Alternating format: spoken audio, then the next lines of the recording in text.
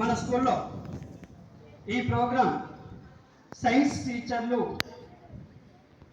చాలా అహర్నిశలు కష్టపడుతూ ఎక్స్పెరిమెంట్స్ పిల్లల దగ్గర చేయిస్తూ పిల్లల యొక్క డిఫరెంట్ స్కిల్స్తో పిల్లల యొక్క డిఫరెంట్ థింకింగ్తో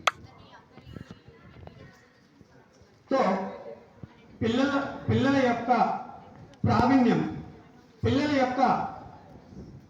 యొక్క కల్చరల్ అదేవిధంగా క్రియేటివిటీస్ ఇవన్నీ చూసుకొని మనకు ఎక్స్పెరిమెంట్లో చాలా చక్కగా తయారు చేశారు. ఈ వేదికను అలంకరించిన మన ప్రిన్సిపల్ మేడంకి నేను ఒకసారి సెల్యూట్ చేస్తున్నాను. ఎందుకంటే చదివే ప్రాణం, పిల్లలే చదువు, పిల్లల కోసం ఆరాటపడుతూ పిల్లల కోసం ఎప్పుడు నోట్బుక్ రాశారా రాయలేదని చూస్తూ దినమంతా గడిచిపోయినా మళ్ళీ మరుసటి రోజు కూడా ఏం రాయలేదని చెప్పేసి వెతికి పట్టుకుంటున్న మన ప్రిన్సిపల్ మేడంకి నిజంగా నా హార్ట్ఫుల్గా నేను సెల్యూట్ చేస్తున్నాను.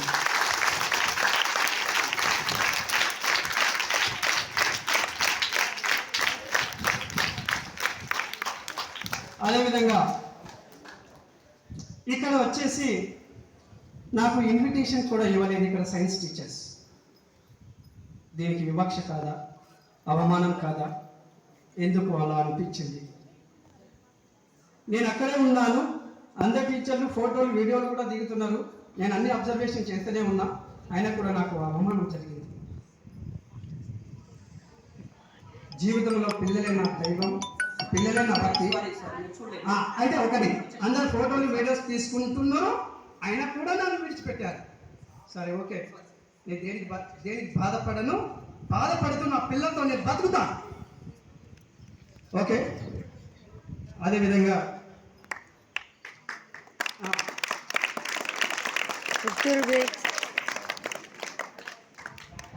ఇక్కడ ఎందుకంటే మనిషి పుట్టుక నుంచి స్టార్ట్ అవుతుంటాయి కష్టాలు నష్టాలు. మనిషి అసలు పుట్టుకనే ఎక్కడి నుంచి స్టార్ట్ అయింది? మనిషి పుట్టాడు, మానవుడు ఒక జంతువు రూపంలో ఉన్నాడు.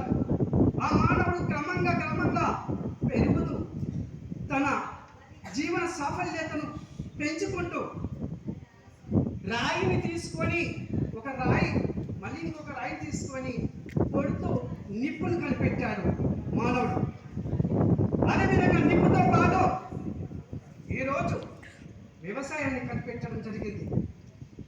వ్యవసాయంలో అనేక రకాల పరిశోధనలు చేస్తూ పిల్లల యొక్క ఏ విధంగా ఎదగాలని చెప్పేసి ఆలోచన చేసిందే ఈ మానవుడు. అందుకే ఇప్పుడు మానవుడు లేనిది సృష్టి లేదు, మానవుడు లేనిది ఈ సమాజం లేదు. అందుకే మానవుడు ప్రతి అంశాన్ని ప్రతి విషయాన్ని కనుక్కోవడం జరుగుతుంది, పరిశోధించడం జరుగుతుంది. ఈ యొక్క సైన్స్ అనేది చెప్పాలంటే మనిషిని ఒక అజ్ఞానంలో ఉన్న తుప్పుపట్టిన ఈ మేధస్సుని గట్టిగా బలంగా మూఢత్వాలను పారదోలుతూ అన్నింటిలో ఉన్నంతలో ఈ సైన్స్ మనల్ని నడిపిస్తుంది. సైన్స్ వైపు పరిగెత్తుదాం, సైన్స్ నేర్చుకుందాం, జ్ఞానాన్ని తీసుకొని సమాజానికి ప్రపంచానికి తెలియపరిచేలా మనం అందరం బతుకుదాం. అదేవిధంగా ఈరోజు సమాజంలో జరుగుతున్న అన్యాయాలను చూసుకున్నట్టయితే సమాజంలో జరుగుతున్న మనిషి యొక్క మనుగడ ఎలా సాధ్యమవుతుంది అనే దానిపైన ఈరోజు మనకు సైన్స్ నుంచి మనం నేర్చుకోవాల్సింది ఎంతో ఉంది. అందుకే పిల్లానికి తెలుగు పైన పరిజ్ఞానం ఉన్నప్పుడు పిల్లగాడు తెలుగులో అక్షరాలు నేర్చుకొని భాషను పరిపక్వం చేసుకొని మాట్లాడతాడు, వినగలుగుతాడు. తెలుగు ఇతిహాసాలు చెప్తుంది, కథ గురించి చెప్తుంది, గేయాల గురించి చెప్తుంది. కానీ సైన్స్ ఏం చెప్తుంది? సైన్స్ ఏం చెప్తుంది? మానవుడి పుట్టుక నుంచి మానవుడు ప్రవర్తించే తీరును బట్టి, మానవుడు మేధస్సు ఉపయోగించి ఈ సమాజంలో ప్రతి అంశాన్ని కనుక్కోవడం కానీ చేయడం కానీ ఈరోజు అది మానవుడికే సాధ్యమవుతుంది, జంతువుల కాదు అని చెప్పేసి నేను సభాముఖంగా తెలియజేస్తున్నాను.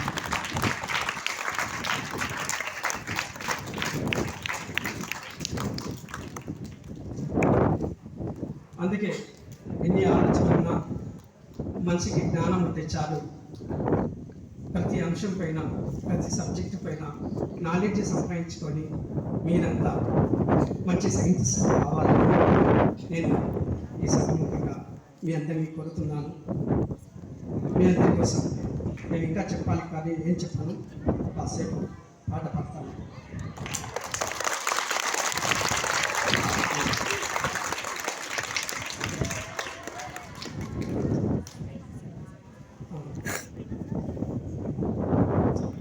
చూడు చూడు మన భారతం, విన్నారంటే మహాభారతం.